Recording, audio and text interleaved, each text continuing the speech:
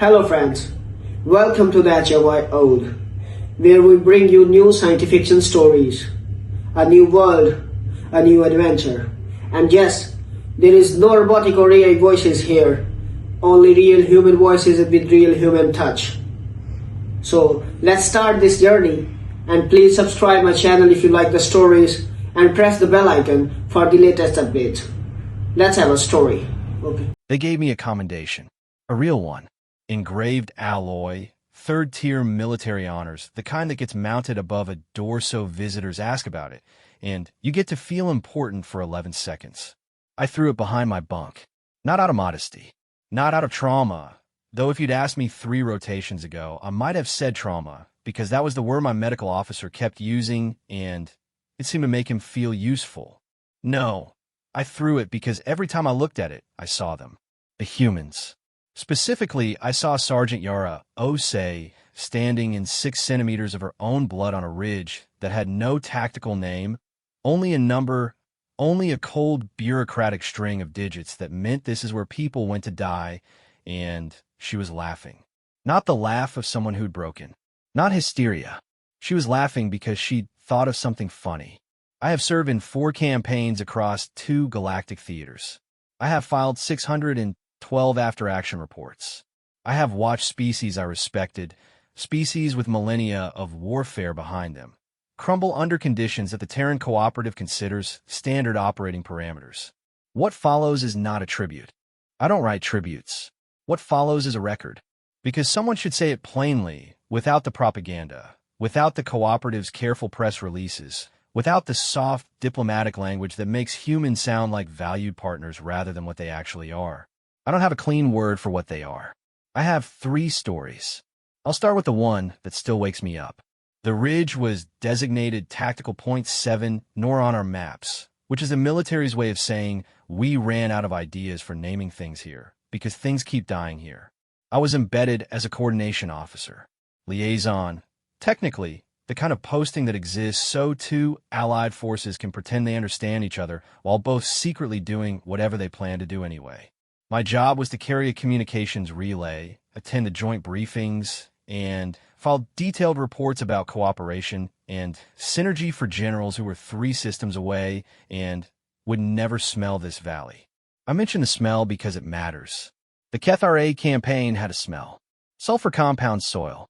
Something biological the HFY seeded their fortifications with that my olfactory translator couldn't categorize.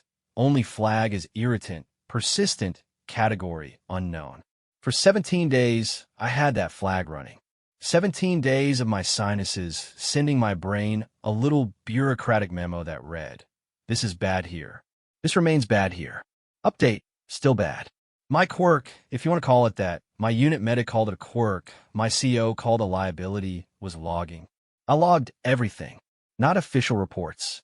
Everything.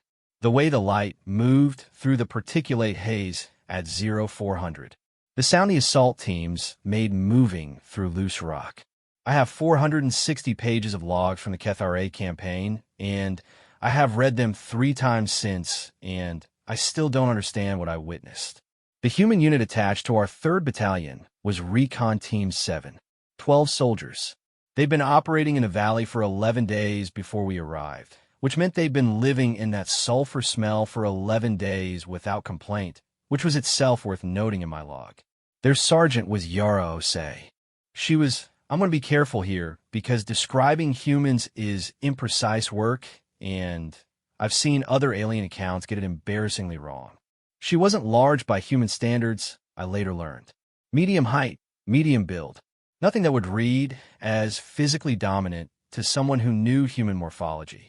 To me, at first encounter, she read as tired, direct, possibly annoyed at my presence. Difficult to read. The last part turned out to be accurate, not because of any failing in my perception, but because Osei was deliberately difficult to read. I understand that now. At the time I logged it as cultural opacity, possible communication barrier, recommend patience. She read my report over my shoulder on day 2, uninvited, and said cultural opacity. I like that. That's diplomatic. Then she walked away. I spent the next 10 minutes trying to determine if I had been insulted. The KethRA broke our eastern perimeter on day 4 of the joint operation. Not a probe, not a skirmish, a coordinated breach, 5 points simultaneously, clearly rehearsed, clearly informed by intelligence that made me uncomfortable when I stopped to think about where they'd gotten it. Our fourth company collapsed within the first 20 minutes. Not routed, collapsed the way a structure collapses, present then suddenly, catastrophically not. Command pulled 3 of our units back to the secondary line. Recon Team 7 did not pull back. I know this because I was at the secondary line. I know this because I was filing a priority communication to Battalion HQ explaining the breach, while my hands were doing a thing my species does under high stress, where each finger operates slightly independently, like they're each filing their own report. I know this because over the open channel I heard Osei's voice, very calm, say, 7, we're staying. Find a rock. Find a rock. That was the order. I logged it because I didn't know what else to do with it. The KethRA had numbers. Significantly more than our pre-operation intelligence had suggested, which, again, uncomfortable to think about, and they had momentum, and momentum in a breach is worth more than the numbers that generate it. Our second line held, but only in the literal sense. We were present on it. We weren't doing much with it. Recon 7 was somewhere in the middle of all of it. What I knew in real time was fragments. Radio traffic. Short, clipped updates that Osei delivered the way some people deliver grocery lists. No drama, no editorializing, just items. Taking fire from the North Cut. We've identified their command element. Working on it. Working on it. I asked my battalion commander what that meant. He was a Vorith, 3 decades of active service, not easily unsettled. He looked at the display showing Recon 7's position, directly between 2 converging KethRA flanks, a position that my tactical training described as encircled and my personal instincts described as do not be here. And he said quietly, it means something I don't have a doctrine for. 40 minutes into the breach, the KethRA command element went silent. Not disrupted, not degraded, silent. The coordinated breach, 5 points, rehearsed, intelligence-backed, lost its coherence in the span of about 8 minutes. The flanks kept moving, but they stopped talking to each other. And units that stop talking to each other in a breach start making different decisions, local decisions, decisions that contradict the unit beside them. Our line held, then advanced. Afterward, I found 3 members of Recon 7 receiving field medical attention at the aid station. One had a wound in her left arm that the medic described with a grimace I didn't need a translator for. One had burns across the right side of his face from something I never got a clear account of. The third was sitting on a crate eating something from a pouch with the energy of a person who just finished administrative paperwork. Osei wasn't there. I found her on the ridge, the one they called Point 7 Nor, standing at the lip of it, looking down at the valley below, where the KethRA were still trying to understand what had gone wrong. I climbed up to her, which took a while. My legs are not built for loose shale. Sergeant, I said, when I'd recovered enough breath to make sounds. The command element, yeah. How did you? Earpiece, she said. They were all on one frequency. Lazy. She said it the way you describe a disappointing meal. Lazy. Like the KethRA command structure's fatal vulnerability was primarily an etiquette problem. I looked at her. The sulfur haze was doing something with the low light that turned everything the color of old copper, and she had blood on her jacket that was not all hers, and she was looking at the valley below with an expression I couldn't categorize. My translator offered satisfaction, fatigue, possibly grief, insufficient data to distinguish. Then she laughed. A real laugh. The involuntary kind. Something she'd apparently thought of. What? I said. 12 people, she said. They sent 12 people to hold that ridge, and we held it. She shook her head. That's going to be a great story. My brother's never going to believe that. I logged it. 0437 hours. Point 7 Nor. Sergeant Osei, post-engagement. Describing the situation with a survival probability I estimate below 20% as, and I'm logging her exact words, a great story. I stood next to her for a while. The valley was quieting. Somewhere below, The Kethra were counting their losses and ours. I was trying to figure out if she was the bravest person I'd ever stood next to, or if she simply processed reality differently than anyone I'd ever encountered. I still don't know. I'm not sure the distinction matters. The commendation they gave me cited exceptional coordination under fire and demonstrated initiative in supporting Allied forces. I carried a relay and filed reports. That's what I did. Osei's team got a unit citation, which is a different, lower category of acknowledgement. I'll look that up later. I looked it up, and then I sat very quietly for a moment with the information. The Kethra, I later learned from an intelligence debrief, had put a secondary plan in place specifically for the possibility that their command element was disrupted. A contingency, a redundancy. They'd accounted for the possibility. What they hadn't accounted for, what apparently no part of their planning had modeled, was 12 humans on a rocky ridge deciding, collectively, that the math didn't apply to them. Find a rock. I still have that in my logs. 460 pages of the Kethra campaign, and that is the entry I come back to. Find a rock. Like the rock would cooperate. Like the ridge agreed to hold them. Like the math was merely a suggestion, and they knew something the math didn't. The worst part, the part I've never filed in any official report because I don't have a doctrine for it either, is that they were right. The math was wrong. They knew something the math didn't. I don't know what that is. I've had 3 years to think about it. I'm not sure I want to know. I should preface this by saying I was not supposed to be on Marath Station. My assignment was logistics coordination, Outer Belt Sector, which is the military's version of a rest posting. Enough structure to feel professional, not enough actual danger to disturb your sleep. I had requested this posting specifically. I had filed the request twice. My commanding officer, who found my logging habit somewhere between endearing and clinically concerning, had approved it with a note that read, Kethra campaign took something out of you. Good call. Rest. I was on Marath Station because a debris event had damaged our resupply corridor, and someone at command decided that a logistics officer already in the sector was more useful than waiting 8 days for a designated response team. Someone at command had never met me. I mention this because everything that follows happened to a person who was supposed to be somewhere quiet, drinking the terrible processed grain beverage the station cafeteria called coffee, logging the ambient sounds of cargo lifts and resupply manifests, and not having any further opinions about humans for the foreseeable future. The universe is not interested in foreseeable futures. Marath Station was a transfer hub, mid-sized civilian and military mixed use, the kind of place that exists because the alternative is a very long trip through nothing. It smelled like recycled atmosphere, and whatever the penetrators on level 3 were cooking, something vinegary that my translator labeled fermented vegetable product, culturally significant, do not comment. The Terran contingent on the station was small. A 6-person medical team, 2 cargo crew, and 1 soldier on what the duty roster listed as administrative recovery. His name was Corporal Daeyoung Lim.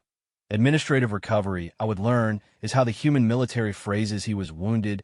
He shouldn't be on active posting, but he won't go home. I didn't know any of this when I arrived.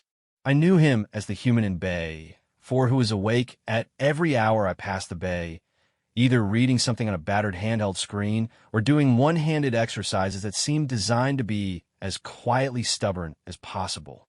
He had his left arm immobilized. His right worked fine. He appeared to be in the process of conducting a personal war against stillness. He noticed me noticing him on day 2. You're the logistics officer, he said. Yes. You log things.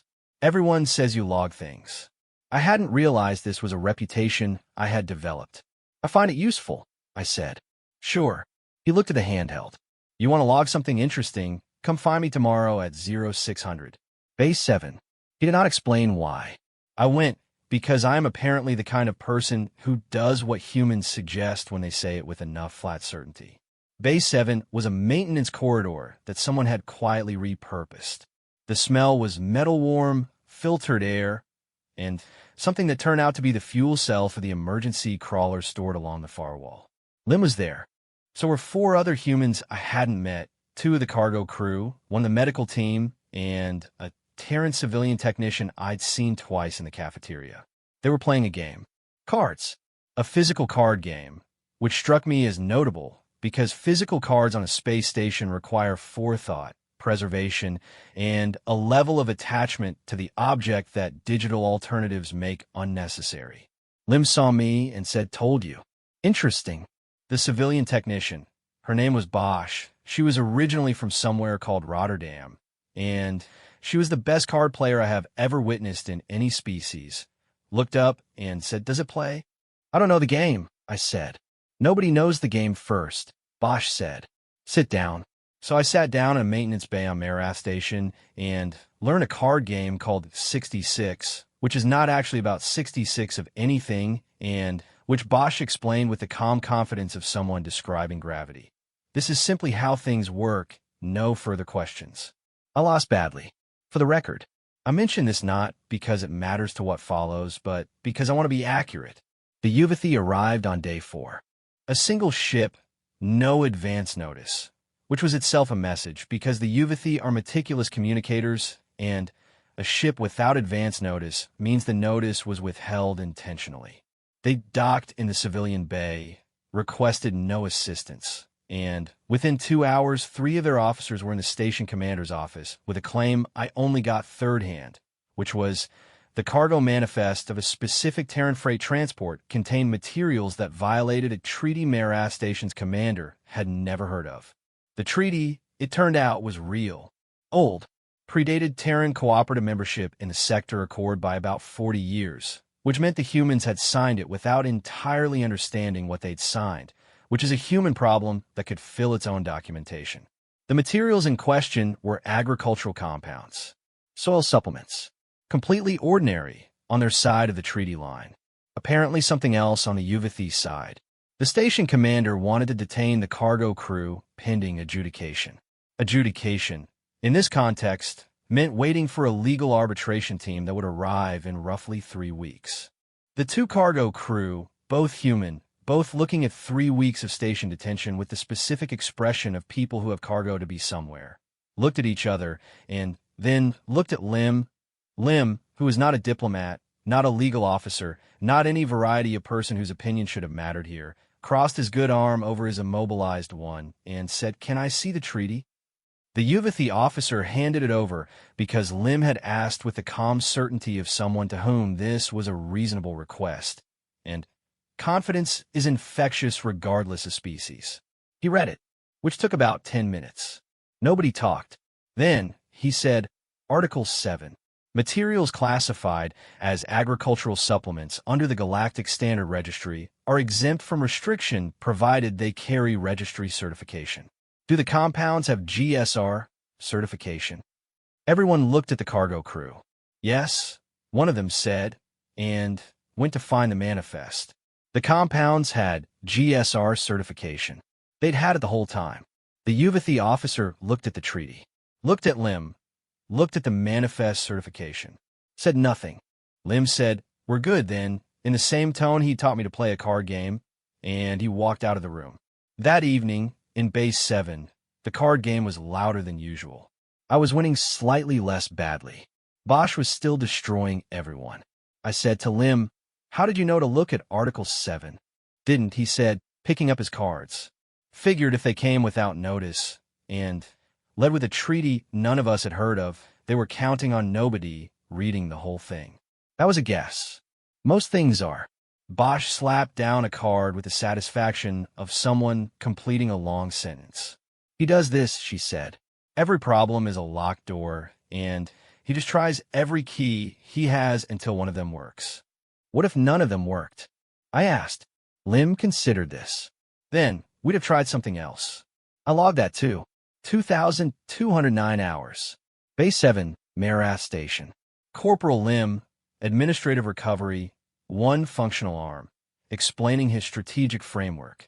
Why I didn't log, what I didn't know how to log, was what happened next, which was nothing. He just picked up his cards. The game continued. The cargo crew was not detained.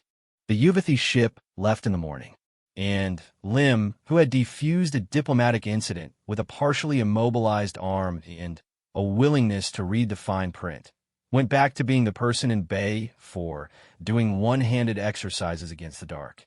I filed my logistics report on day 8. Debris event resolved. Resupply corridor functional. No major incidents. I did not mention the Yuvathi. Not because it wasn't relevant. Because I couldn't figure out how to describe it in official language without it sounding like either a crisis narrowly averted or nothing at all. And the truth was somewhere between those that didn't have a category. I did, eventually, ask Lim why he hadn't gone home. The arm wound looked significant, and the administrative recovery tag suggested someone somewhere had recommended it. He thought about this for longer than I expected. My unit's still out there, he said. You can't fight with that arm. No. He looked at the arm. But I'm still useful. Mostly. And he stopped. I waited. I don't want them to finish a deployment and come back, and I'm not there, he said. It wasn't a military reason. It wasn't a strategic reason. It was the most ordinary, irrational, completely human reason I could imagine. I want to be there when they get back. I thought about that for a long time. I thought about it the way I'd thought about Osei and the Ridge, with the specific discomfort of encountering something I didn't have a category for. The Yuvathi plan had counted on absence, on no one reading the whole document, on the people in that room being too overwhelmed, too unfamiliar, too outmatched to dig down to Article 7. What they hadn't counted on was a man who wouldn't go home. Not because of orders. Not because of mission parameters. Because his people were still out there, and he wanted to be there when they came back. I played cards with him every night until my reassignment came through. I still lose at 66. I'm not sure that's the point of the game, actually. I'm not sure winning is what they play it for. The last story is the one I almost didn't file. Not because it was classified, though it was, and not because I couldn't reconstruct it from my logs, though the logs for Vesh Corridor are a mess because I was logging while running for parts of it, and running and logging are not compatible activities for my specific anatomy. I almost didn't file it because I don't know what it means. The other two, the ridge, the station, I understand those. Imperfectly, at the margins, in the way you understand something in a language you're still learning. But I understand the shape of them. Endurance. Cleverness. The stubborn arithmetic of people who don't like the answer the math gives them. Vesh Corridor, I don't understand. I'm filing it anyway, because not understanding something is not a reason to stay quiet about it.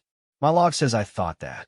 My log also says I was eating a protein bar at the time, which undermines the gravity of the thought somewhat, but I stand by it.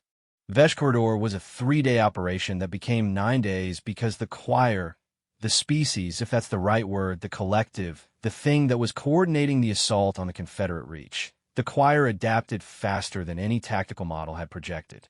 This happens. Models are made from historical data, and the choir did not have historical data because nobody had fought the choir before. We were making the historical data in real time, which is the military's least favorite kind of science. I was attached to a joint rapid response unit. 12 species, 63 personnel, the kind of cross-coalition force that exists on paper for 3 years before anyone tries to actually use it, at which point everyone discovers that 63 people from 12 species have 63 opinions about everything, including which direction is forward. The human component was 8 soldiers from the 31st Cooperative Infantry, attached to us at the last moment, because someone at Coalition Command had reviewed the composition of our unit and decided that what we were missing was whatever it is humans bring to a situation. Their squad leader was a staff sergeant named Tomas Rivas. He was, and I want to be precise about this, the most annoying person I encountered in my entire military career. Not in a malicious way. Not in a way that caused actual harm, though there were moments. He was annoying in the way that a particular frequency of sound can be annoying. Constant, slightly off what you expected, impossible to fully tune out. He had an opinion about everything. He expressed the opinion. He then had a follow-up opinion about the first opinion. He made jokes at altitudes of stress where I could not understand what humor was for. He called me Hab because my actual designation was difficult for human phonology, and Hab was apparently the best he could do with the first syllable, and I would have objected except he said it with such complete absence of condescension that I couldn't locate the insult. Have, he said on day 3, when the choir had just taken out our communications relay, and we were operating on local-only contact, and everyone was making the face their species makes when things have gone significantly wrong. You want to hear something actually funny? No, I said, which was true. He told me something actually funny. It was about a misunderstanding he'd had with a Vorth supply officer over the translation for a piece of equipment. A misunderstanding that was logistically irrelevant and which had apparently resulted in 17 crates of the wrong thing being delivered to a forward operating base 3 months ago. The punchline involved the Vorth officer's face. It required no translation. I didn't laugh. My species doesn't laugh, technically. I made the sound we make when something is specifically absurd rather than threatening. Rivas pointed at me. There it is, he said, satisfied. That's the one. The choir took the Eastern approach on day 5.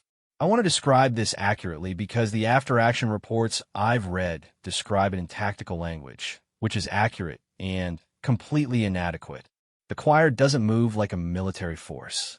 It moves like a decision that has been made at a very large scale. There's no perceptible hesitation, no visible command structure, no way to find the thing that's making the choices, because the thing making the choices is the whole of it. We lost our secondary position in 4 hours. We lost 3 members of the joint unit, a Dravac signals specialist, one of our Vorth infantry, a Terran medic named Okafor who I had spoken to twice, and who had seemed, in those 2 conversations, like the most quietly competent person in the unit. Her death silenced the comms channel for about 40 seconds. Then Rivas said, on the channel, very quietly, "All right. Nothing else. Just all right." I've thought about that word a great deal. What it meant. Whether it meant anything at all, or whether it was just the sound a person makes when they need to keep moving, and the alternative to all right is something that stops them. The unit kept moving. Day 7.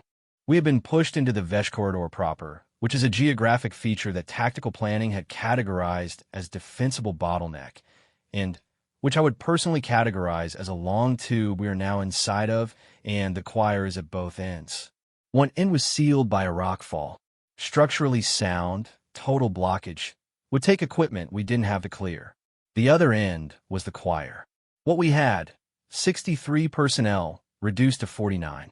Weapons, functional. Supplies for roughly 60 hours. 1 communications relay operating at partial power. 1 human staff sergeant who had been awake, to my knowledge, for approximately 34 hours, and who was sitting against the corridor wall with his eyes closed, doing something that I eventually identified as counting silently from 1 to some number I could not identify. I sat near him. I don't know why. The rest of the unit was doing rational things, checking equipment, reviewing maps, having quiet conversations in their respective species manner of having quiet conversations.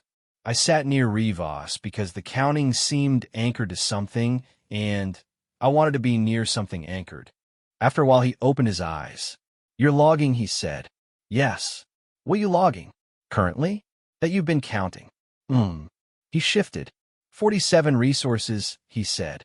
"We have 47 things that could be used as something other than what they were designed for." I just went through everything in the unit inventory in my head. I looked at him. To what end? Because the choir doesn't know about 47 things. They know about what we were designed for. Same intel problem the Kethra had. You model the weapon you see, not the one they haven't built yet. He stretched his neck sideways, a human movement that sounds unpleasant and apparently is. We need to build something they haven't seen. I pulled up my log. 47 resources. 47. And you've been awake 34 hours. 36 now. And you're going to build something. We're going to build something, he said. You're on my list. What do you know about choir sensory input that isn't in the standard briefing? I will not detail the specifics here because they remain classified at a level that my filing this account is already pushing. What I will say is this. The choir relies substantially on pattern recognition. Not the same pattern recognition as vision-based species. Something distributed and chemical and deeply architecturally dependent on consistency. The choir adapts to tactics because tactics follow doctrine, and doctrine is by nature consistent. We had 47 things that weren't designed to be weapons. We had 36 hours of sustained improvisation, organized by a sleep-deprived human who assigned tasks the way someone deals cards, quickly, with an economy that left no room for debate, trusting each person to play their hand. The choir encountered something in the corridor on day 8 that did not match any documented Terran cooperative tactic because it was not a Terran cooperative tactic. It was not a Vorith tactic or Dravak tactic. It was a thing 49 species invented together over 36 hours because one human spent 34 of those hours counting inventory and refusing to accept that designed for was a fixed category. The corridor held. Day 9. Extraction. Standing outside in a kind of light that was the wrong color after 9 days underground, everyone doing the inventory of themselves that you do when you've come through something. Are all my parts still here? Do they work? Is this still me? Rivas was eating. He produced food from somewhere, I have never determined where, and ate it with the specific focus of a person who had been running on insufficient calories for days and was now making up the deficit. I was logging. You going to write about this? He said. I write about everything, I said. What are you going to say? I thought about it. The corridor. The 47 things. The 36 hours. Okafor's name on the casualty list that I would have to file. I don't know yet, I said. I don't understand it yet. That's fine. He found something else in his pack and offered it to me. I examined it. A small square of something dense and brown.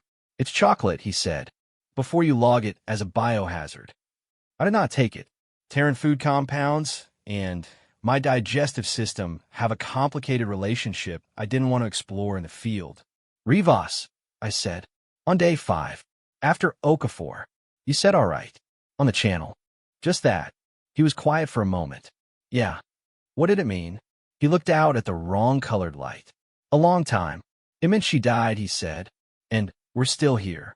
And he stopped. And there's still something to do. He ate the chocolate. The sun, or the star, or whatever it was, did the thing they do at the end of bad days where they look briefly like something worth painting. I logged all of it. I filed 613 reports from my active service career. 612 of them are in the standard archive, accessible to any coalition officer with appropriate clearance. This one is different. This one is for people who want to know what I actually think after 3 campaigns and 9 days in a corridor and a card game I can't win and a ridge that had no right to hold. Here is what I actually think. The choir models weapons. The Kethra models tactics. Every species that has ever fought alongside humans or against them has eventually made the same mistake. They model the human as a category. Soldier, operative, threat. The category is the mistake. What I watched across 3 campaigns was not a category. It was 49 individuals with 47 wrong tools, counting to something that had no name and coming out the other side of it still eating, still dealing cards, still asking if you want to hear something actually funny. I don't have a word for that. I have a commendation I threw behind my bunk. I have 613 reports. I have a log entry that says 0600, Maintenance Bay, Marath Station, 66. Lost again. Note, look up the rules. Possibility, I have been playing wrong this entire time. Maybe that's the thing. Maybe you win by not knowing you're supposed to lose. I'm still logging. I'll let you know if I figure it out.